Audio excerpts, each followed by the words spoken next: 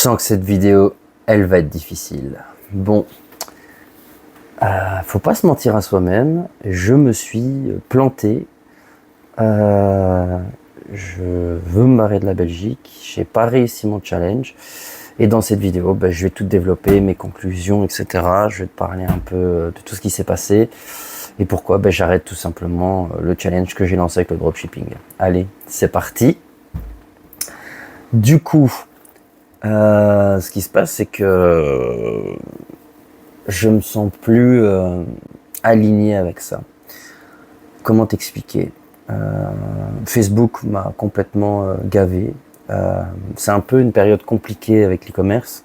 Quand tu commences, je pense que quand tu es établi et tout, tu te gaves, mais quand tu commences, c'est très compliqué.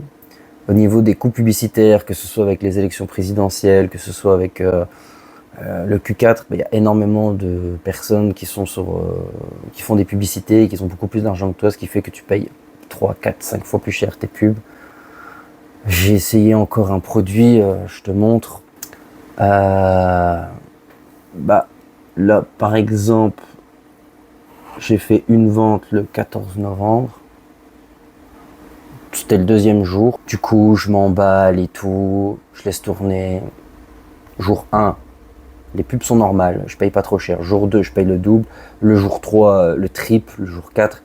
Alors oui, ça peut venir du produit, etc. Mais honnêtement, j'ai bien recherché. J'avais quelqu'un qui m'aidait aussi.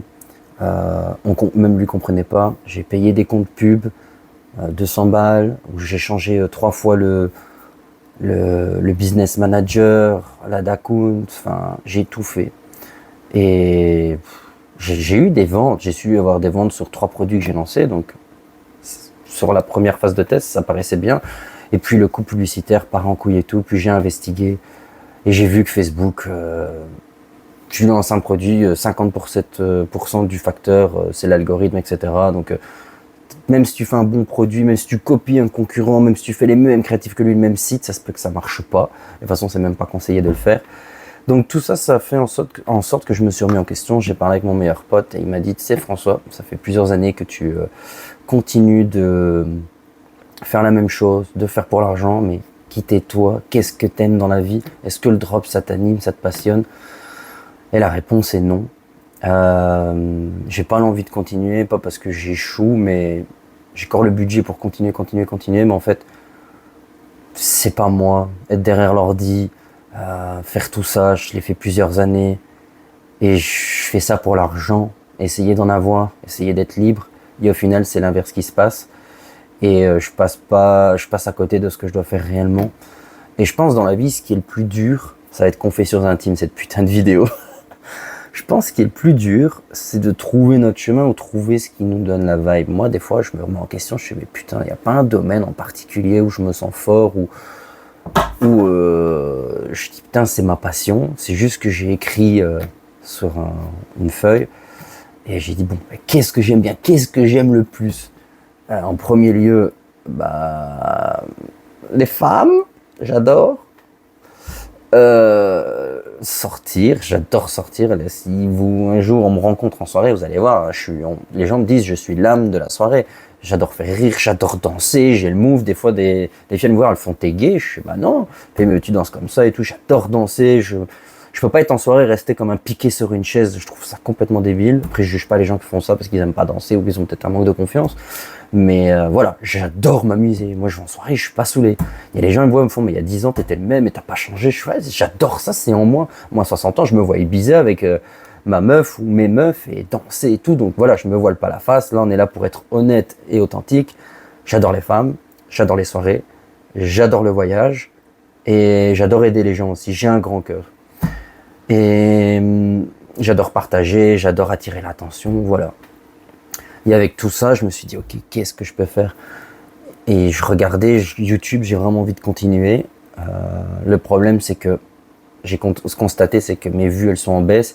Est-ce que c'est parce que après la semaine 3 ou 4, je dis un peu la même chose, c'est un peu la même chose qui se passe, donc du coup, les gens sont moins intéressés, YouTube montre moins. Je faisais entre 500 et 1000 vues par vidéo, je suis descendu à 220. Mon vlog n'a pas tellement marché à Amsterdam, j'étais un peu dégoûté. Aussi, mon frère a monté le vlog Et du coup, le problème, c'est que YouTube, je le fais un peu à l'arrache. Je me suis pas renseigné de ce qu'on peut dire et pas dire, ce qu'on peut montrer et pas montrer. Je sais qu'à un moment, on était au musée de la prostitution. Je sais même pas si ça, je peux dire ou pas.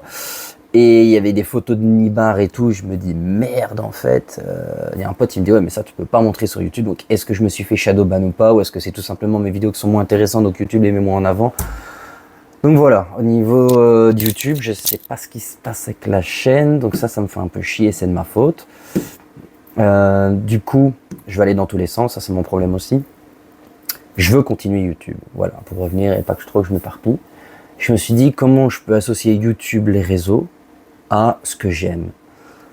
Et là, je pense que je vais faire une dinguerie qui sera peut-être une connerie, mais je pense que dans la vie, moi j'aime bien vivre, j'aime bien prendre des risques, ça foire, tant pis. Ce que je vais faire, mon plan, c'est de...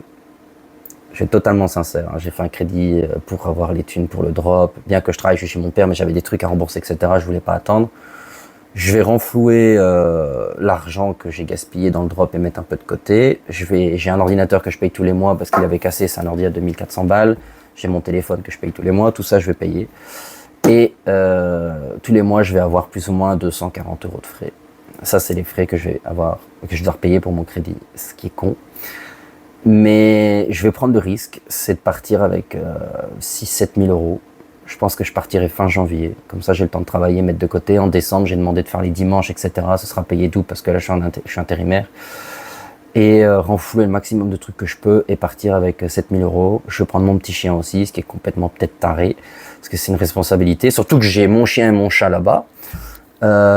Et je vais retourner en Colombie. Et je vais essayer de vivre des réseaux. C'est peut-être con et peut-être que j'y arriverai pas, mais j'ai fait mes calculs. En Colombie, si je fais pas trop le con, je peux vivre avec 1000, 1002 plus l'argent de mon crédit que je dois rembourser. Allez, on va dire 1005 pour pas que je crève de faim et que je puisse quand même faire des activités. Et du coup, j'aurai 4 mois de survie. Et 4 mois pour essayer de vivre de ça. J'ai vraiment envie de partager la vie en Colombie. J'ai des copines qui m'attendent là-bas. En Belgique, je touche pas une fille tellement elles sont toutes en dépression, elles sortent de relations, elles savent pas ce qu'elles veulent, du jour au lendemain elles te bloquent.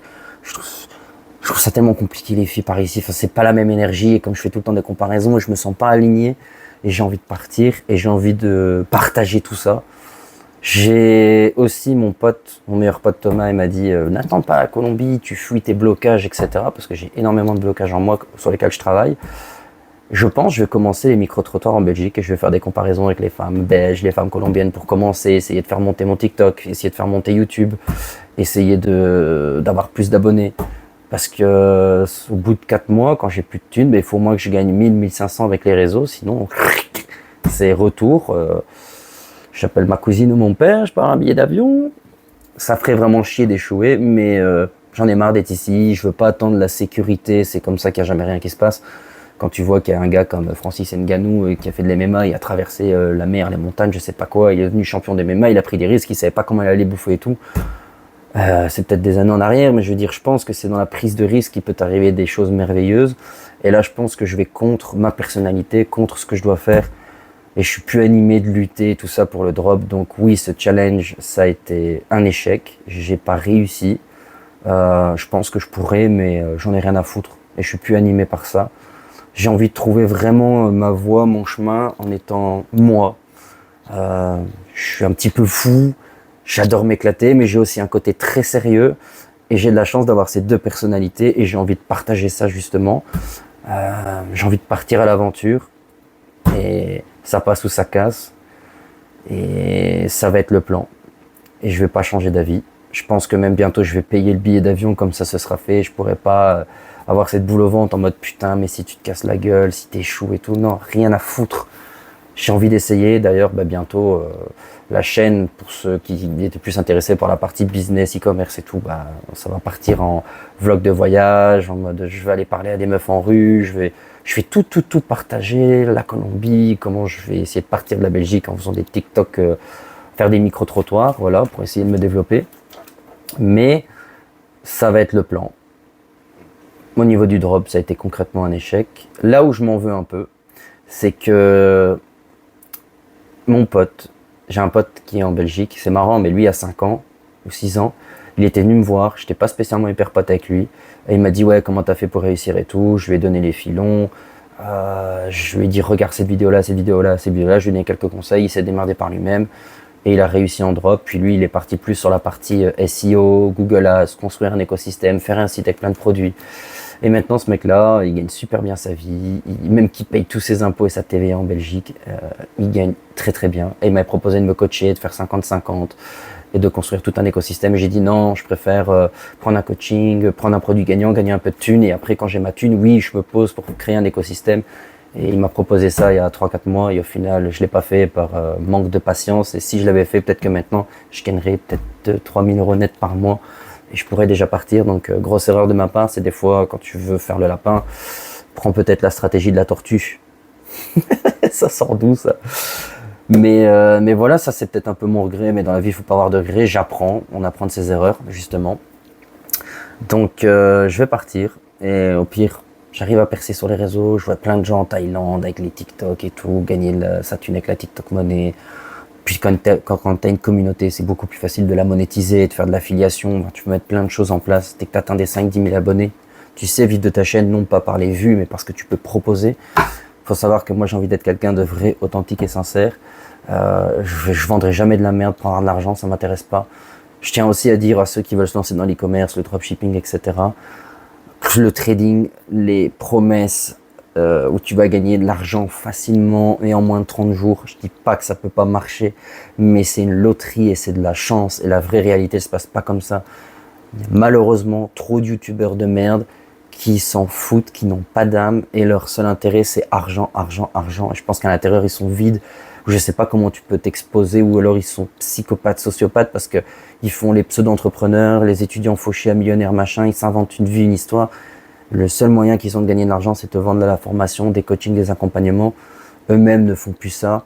Ou ils s'en foutent de t'arnaquer, ils sont planqués à Dubaï, on ne viendra pas les chercher, que ce soit le copy trading, que ce soit l'e-commerce. Il y en a énormément. Maintenant, je les vois, j'arrive à les repérer, ou j'ai des contacts qui m'expliquent qu'ils ont pris tel coaching, tel accompagnement. C'est de la merde. Même moi, l'accompagnement que j'ai vu, tu vois le gars sur YouTube, tu te dis waouh, putain, et ce qu'il dit sur YouTube, est-ce qu'il donne un accompagnement? C'est 3 mondes de différence. Donc voilà, je pense que les gens sont trop justement à vouloir l'argent, l'argent, l'argent. Mais je pense qu'ils oublient que derrière tu vends à des humains, que derrière il y a des gens, ils font peut-être un crédit comme moi, ou il y a des gens, ils ont des enfants, ils comptent sur ça parce qu'on leur vend du rêve, et moi j'ai la haine contre ça, et c'est pas ça que je veux partager. J'ai envie de partager de la bonne humeur, j'ai envie de partager ma bonne vibe, j'ai envie d'échanger, de créer une communauté. Pourquoi pas créer une conciergerie en Colombie où j'organise des voyages, on fait la fête tous ensemble. Voilà, j'ai envie de me lancer à l'aventure, ça tombe, je vais me péter la gueule comme j'ai raté avec le dropshipping, mais c'est pas grave, je préfère partir 4 mois de vacances, 4 mois où je vis ma best life, je reviens, bah, tant pis, je recommence à travailler, je vais peut-être pas casser les couilles à mon père et j'irai peut-être trouver un job saisonnier à Ibiza comme serveur ou je sais pas où et faire de la thune, j'irai en Australie dans les mines, j'en ai rien à foutre, j'ai envie de vivre en fait, et c'est pas parce que j'ai 32 ans que je me dis que je vais me poser maintenant, que je vais avoir une vie normale, une femme, des gosses. Des enfants, les gars, quand vous voyez le futur, moi j'attends de voir si on va pas terminer comme le film de Terminator et que Skynet, l'IA, va prendre le contrôle et qu'on va se faire buter par les robots. Ça paraît insensé, mais je flippe du futur où tout s'automatise, où ça a l'air, je sais pas, ça se transforme tellement vite la technologie et tout, moi ça me fait flipper. C'est pour ça que je vais aller dans des pays comme la Colombie où t'es 20 ans en arrière, tu peux faire du troc, il y a beaucoup d'argent, du liquide, tu peux vivre, t'es libre. Là-bas, t'as un peu de thunes, t'es le roi du pétrole, t'es libre, tu fais ce que tu veux. Tu peux vendre des fruits, t'as dans ton jardin, dans la rue, il n'y a pas les impôts, la TVA, les flics qui vont venir t'emmerder. Tu vis en fait, et c'est ça que je veux ressentir. Moi, je veux me sentir vivre. Même si à 40 ans, je me chope un putain de cancer que je sais que je vais crever, j'ai envie de mourir avec le sourire parce que putain, j'ai vécu ce que je voulais vivre. J'ai fait ce que j'avais envie. Donc voilà, je te parle toujours avec beaucoup de sincérité. Je fais cette vidéo à l'arrache, j'ai rien préparé comme d'hab. Du coup, ce que je vais faire, c'est que je vais essayer de comprendre si j'ai été shadowban ou pas. Je laisserai toujours cette chaîne pour montrer d'où je viens, ce que j'ai fait. Et si pas, je recréerai une autre chaîne. J'ai déjà contacté YouTube ou simplement, mes dernières vidéos, c'était de la merde, ça intéressait personne. C'est possible aussi. Et voilà, et le but, ça va être de développer TikTok, Instagram, tout ça, commencer par les micro-trottoirs. Et fin janvier, je me casse en Colombie. Si tu trouves que c'est bien, ou donne-moi ton avis en commentaire, je m'en bats les couilles. Abonne-toi, mets des commentaires. Aussi, si t'es arrivé jusque-là, je laisse un Telegram pour qu'on puisse échanger ensemble. Je vais le faire, je vais le créer. Il sera en commentaire, ou je sais pas où je vais le mettre. Je le mettrai peut-être dans la description aussi. Mais comme ça, vous allez pouvoir rejoindre. On va pouvoir échanger. Vous me partagez vos idées. S'il y a des petits micro-trottoirs que vous voulez que je fasse en Belgique et qu'après je fasse en Colombie, partagez-moi vos idées. Si vous êtes dans le business, n'hésitez pas non plus. Moi, ça me plaît d'échanger. Et voilà, je pense que j'ai dit tout ce que j'avais à dire. Peut-être qu'après je me dirais, putain, je devais dire ça. Tout à l'heure, j'étais sous la douche et j'écris rien. D'ailleurs, je vais devoir commencer à travailler mes vidéos, mais j'aime bien être 100% naturel. Donc voilà, si tu es resté jusque là, je te remercie. N'oublie pas de t'abonner. Envoie de la force si tu trouves que c'est cool d'être franc et sincère. Et voilà, parfois l'échec dans la vie, ça fait partie d'une future réussite. Il faut savoir rebondir quand on se pète la gueule. Allez, ciao.